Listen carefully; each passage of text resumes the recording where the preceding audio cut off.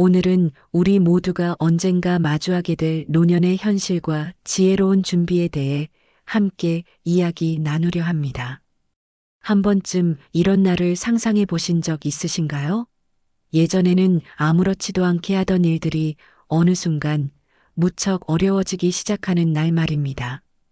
계단을 오를 때 숨이 가빠지고 마트에서 장을 본 후 집까지 걸어오는 길이 전보다 2배는 더 멀게 느껴지는 그런 날 말입니다.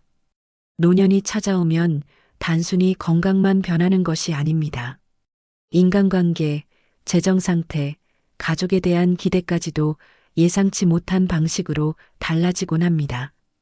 그러나 가장 충격적인 것은 이러한 변화 자체가 아니라 대부분의 사람들이 그 변화를 미리 준비하지 않는다는 사실입니다.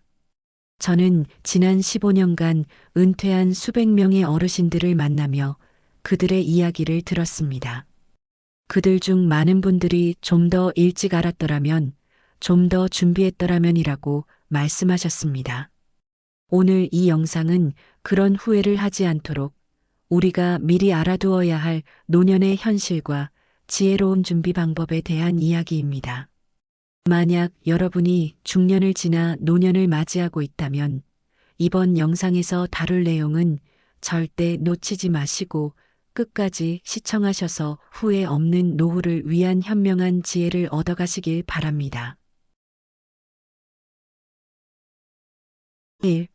돈의 현명한 관리, 현금에서 금융자산으로. 지난달 수원에 사는 68세 김영수 씨의 이야기를 들었습니다.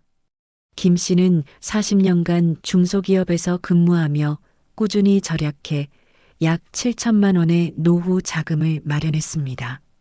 하지만 그는 은행을 믿지 못했습니다. 은행이 망하면 내 돈은 어떻게 되는 거죠? 라는 걱정에 그는 대부분의 현금을 집 옥탑방 천장 속 보온재 사이에 숨겨두었습니다. 그런데 지난해 봄 집 수리를 위해 보온재를 뜯어내는 순간 충격적인 광경을 마주했습니다. 습기로 인해 돈이 심각하게 훼손된 것입니다. 약 2천만 원 정도가 완전히 사용 불가능한 상태였고 나머지도 상당 부분 손상되었습니다. 그 순간 가슴이 무너지는 것 같았어요. 평생 모은 돈인데. 다행히 친구의 조언으로 근처 은행을 찾았고 일부 화폐는 교환이 가능했습니다. 그러나 2천만 원 상당은 영원히 잃게 되었습니다. 은행 직원이 그러더군요. 요즘은 예금자 보호 제도가 되어 있어서 은행이 파산해도 5천만 원까지는 보장받을 수 있다고요. 그걸 진작 알았더라면. 이 이야기는 현금 보관의 위험성을 생생하게 보여줍니다. 현금은 화재, 습기, 도난, 자연재해 등 다양한 위험에 노출됩니다. 게다가 오랜 기간 사용하지 않은 화폐는 훼손되거나 심지어 화폐 개혁으로 사용할 수 없게 될 수도 있습니다. 더 큰 문제는 나이가 들면서 기억력이 약해져 현금을 어디에 보관했는지 잊어버리는 경우입니다. 실제로 많은 어르신들이 돈을 숨겨둔 장소를 기억하지 못해 어려움을 겪고 있습니다. 또한 갑작스러운 사고나 질병으로 의식을 잃게 되면 그 돈은 영원히 묻힐 수도 있습니다. 박미영 은행지점장은 매년 돌아가신 어르신들의 집에서 우연히 발견된 현금이나 금괴 이야기를 많이 듣습니다. 안타깝게도 상당수는 너무 늦게 발견되어 상속 문제가 복잡해지거나 화폐 가치가 떨어지는 경우도 있습니다라고 말합니다. 현대 사회에서는 안전하게 자산을 관리할 수 있는 다양한 방법이 있습니다. 은행 예금은 기본이고 요즘은 간편한 모바일 뱅킹으로 언제든지 돈을 확인하고 이체할 수 있습니다. 또한 금과 같은 귀금속도 안전한 대안이 될 수 있습니다. 금은 인플레이션에 강하고 세계 어디서나 가치를 인정받는 자산입니다. 그러나 이런 정보를 가족들과 공유하지 않으면 문제가 생길 수 있습니다. 만약 갑작스러운 사고나 질병으로 의사소통이 불가능해진다면 여러분의 자산은 어떻게 될까요? 가족들이 여러분의 은행 계좌나 금융 자산에 대해 전혀 모른다면 그 자산은 효과적으로 사용되지 못할 것입니다. 대부분의 은행은 예금주가 사망했다는 사실을 자동으로 파악하지 못합니다. 따라서 유족이 직접 사망 사실을 알리고 상속 절차를 밟아야 합니다.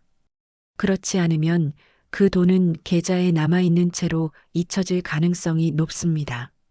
이제 여러분께 몇 가지 현실적인 조언을 드리겠습니다. 첫째, 현금을 집에 보관하는 것은 가능한 한 피하세요. 적은 금액의 비상금 외에는 은행이나 금융기관에 예금하는 것이 안전합니다. 둘째, 금융 자산 목록을 만들어 안전한 곳에 보관하세요. 은행 계좌, 보험, 주식, 부동산 등 모든 자산 정보를 정리해 두면 좋습니다. 셋째, 신뢰할 수 있는 가족 구성원에게 자산 정보를 공유하세요. 모든 세부 사항을 공개하기 꺼려진다면 최소한 어느 은행에 계좌가 있다는 정도의 기본 정보라도 알려두는 것이 좋습니다. 넷째, 정기적으로 자산 상태를 점검하세요.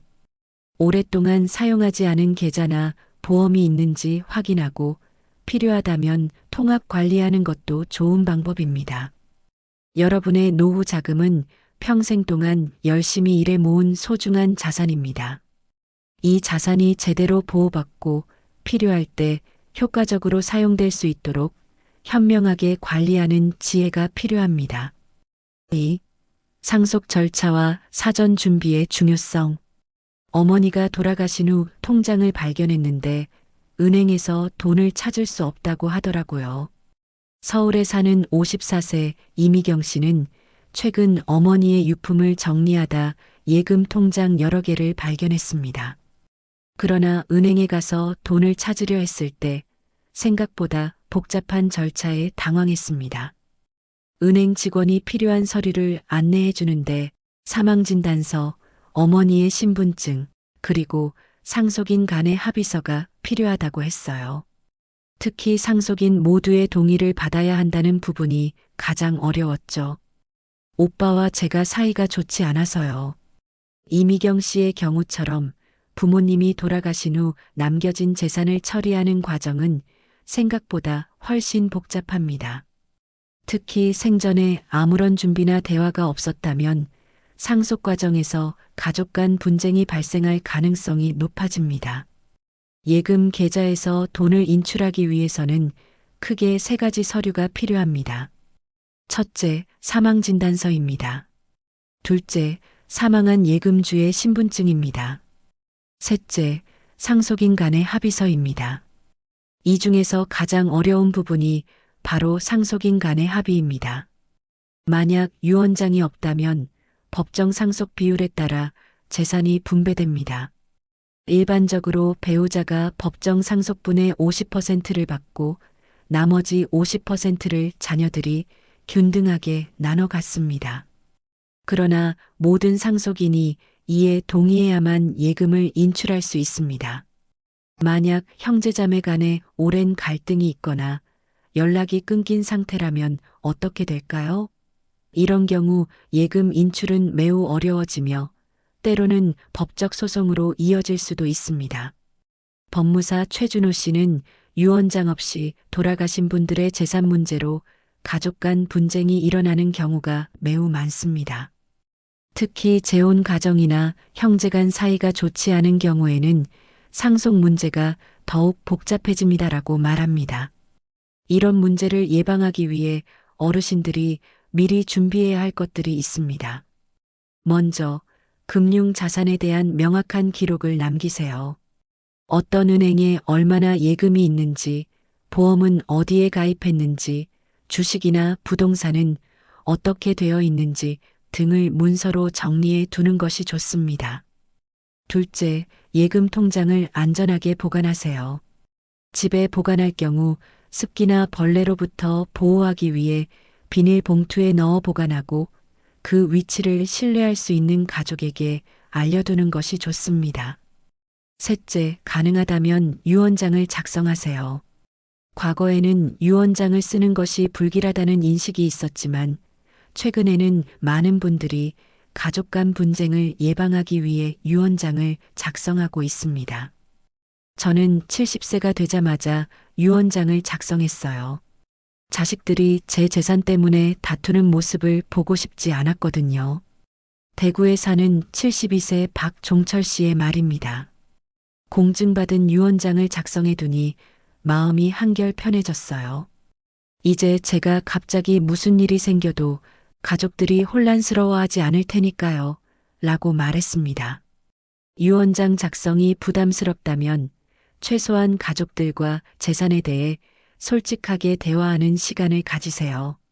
어떤 자산이 있는지, 사후에 어떻게 처리되기를 원하는지 명확하게 이야기해 두면 많은 혼란과 갈등을 예방할 수 있습니다. 특히 주의할 점은 디지털 자산에 대한 관리도 필요하다는 것입니다.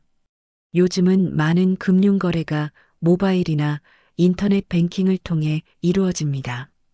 이러한 계정에 접근할 수 있는 정보, 아이디, 비밀번호 등을 안전하게 보관하고 필요시 가족이 접근할 수 있도록 준비해 두는 것도 중요합니다. 지난해 남편이 갑자기 돌아가셨는데 그동안 모든 재정 관리를 남편이 해왔어요. 인터넷 뱅킹 비밀번호도 모르고 어떤 보험에 가입되어 있는지도 몰랐죠. 모든 것을 하나하나 찾아내는 데만 6개월이 걸렸어요. 부산의 63세 윤미란 씨의 경험담입니다. 이처럼 사전 준비 없이 맞는 상속 과정은 유족들에게 큰 부담이 됩니다. 더욱이 그 과정에서 가족 간의 갈등이 깊어지면 그것은 돈보다 더 큰 손실일 것입니다. 여러분의 평생 동안 모은 재산이 가족에게 축복이 되기 위해서는 지금부터 조금씩 준비하는 지혜가 필요합니다. 최근 통계에 따르면 65세 이상 노인 중 약 15%가 독거노인으로 살아가고 있으며 그 비율은 계속 증가하는 추세입니다. 또한 노인 자살률은 OECD 국가 중 한국이 가장 높은 수준입니다. 이런 통계는 경제적 어려움과 함께 외로움, 소외감이 노년층의 삶에 큰 영향을 미친다는 것을 보여줍니다. 정신건강의학과 전문의 이지연 박사는 노년기 우울증의 주요 원인 중 하나가 사회적 고립입니다. 경제적으로 여유가 있더라도 정서적 유대감이 없으면 삶의 질이 크게 떨어질 수 있습니다. 라고 설명합니다. 그렇다면 자녀에게 과도하게 의존하지 않으면서도 정서적 유대를 유지하는 방법은 무엇일까요? 첫째, 경제적 자립을 위한 준비를 철저히 하세요. 은퇴 후 필요한 생활비를 계산하고 그에 맞는 저축과 투자 계획을 세우는 것이 중요합니다. 국민연금, 개인연금, 퇴직연금 등 다양한 노후 소득원을 확보하는 것이 좋습니다. 둘째, 건강관리에 투자하세요. 건강은 경제적 자립의 기본 조건입니다. 규칙적인 운동, 건강한 식습관, 정기적인 건강검진을 통해 건강을 유지하는 것이 중요합니다. 셋째, 자녀와의 관계를 재정립하세요. 자녀에게 경제적으로 의존하지 않되 정서적 유대는 강화하는 방향으로 관계를 발전시키는 것이 중요합니다. 자녀의 삶에 과도하게 간섭하지 않으면서도 정기적인 연락과 만남을 통해 관계를 유지하세요. 넷째, 새로운 관계망을 구축하세요. 취미활동, 봉사활동, 종교활동 등을 통해 또래 집단과의 교류를 늘리는 것이 좋습니다. 이러한 사회적 관계는 노년기 외로움을 줄이고 삶의 만족도를 높이는 데 큰 도움이 됩니다. 저는 일주일에 3번 노인복지관에서 서예를 배워요. 거기서 만난 친구들과 점심도 먹고 가끔 여행도 가죠. 자식들보다 더 자주 만나는 사람들이에요. 춘천에 사는 77세 박순자 할머니의 말씀입니다. 다섯째, 주거 환경을 미리 계획하세요. 나이가 들면서 신체적 능력이 저하되는 것은 자연스러운 현상입니다. 계단 오르기가 어려워지거나 넓은 집을 관리하기 힘들어질 수 있습니다. 미리 노후에 적합한 주거 환경을 고려하여 준비하는 것이 좋습니다. 60대 중반에 아파트로 이사했어요. 엘리베이터가 있고 병원과 마트가 가까워서 혼자 살기 편해요.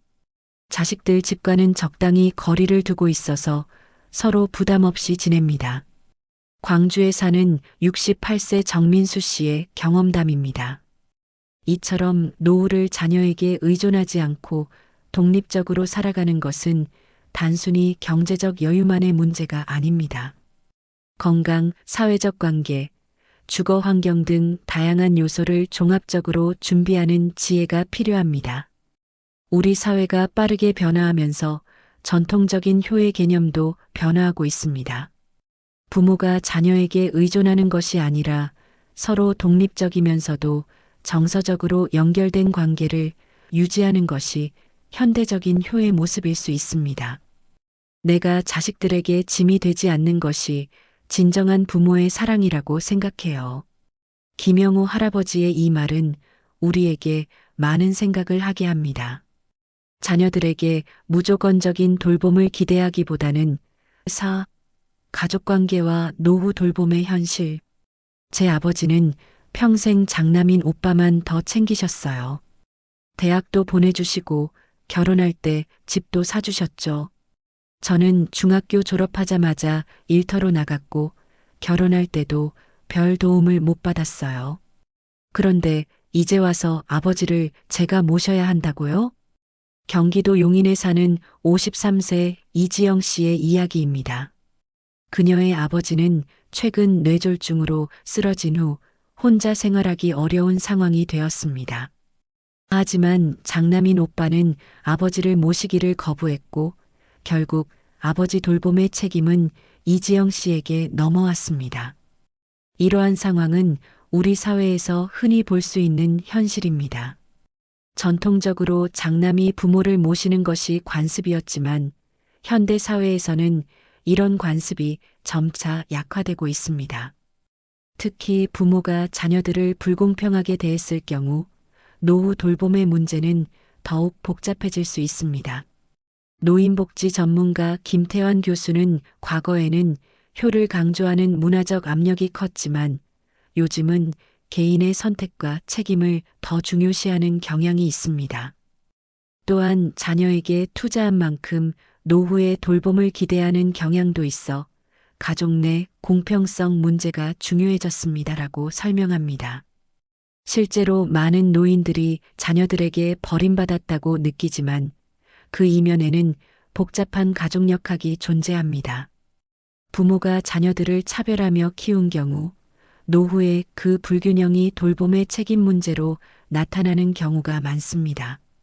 후회 없는 노후를 위한 지혜. 오늘 우리는 노년의 현실적인 도전과 지혜로운 준비 방법에 대해 함께 살펴보았습니다.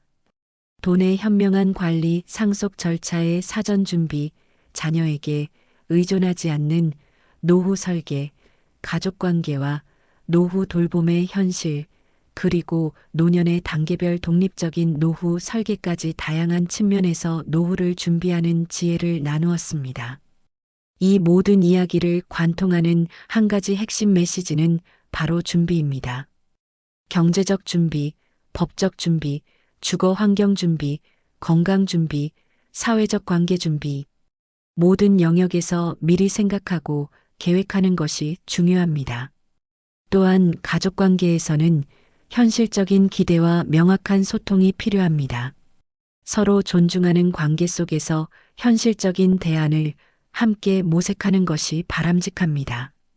마지막으로 노년의 삶에서 가장 중요한 것은 품격입니다.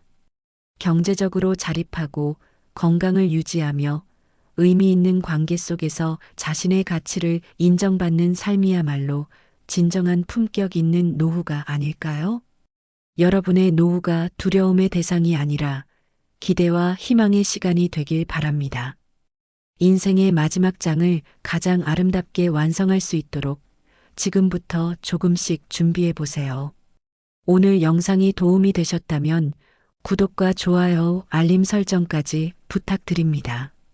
댓글로 여러분의 노후 준비 방법이나 고민거리를 공유해 주시면 다음 영상 주제에 반영하도록 하겠습니다.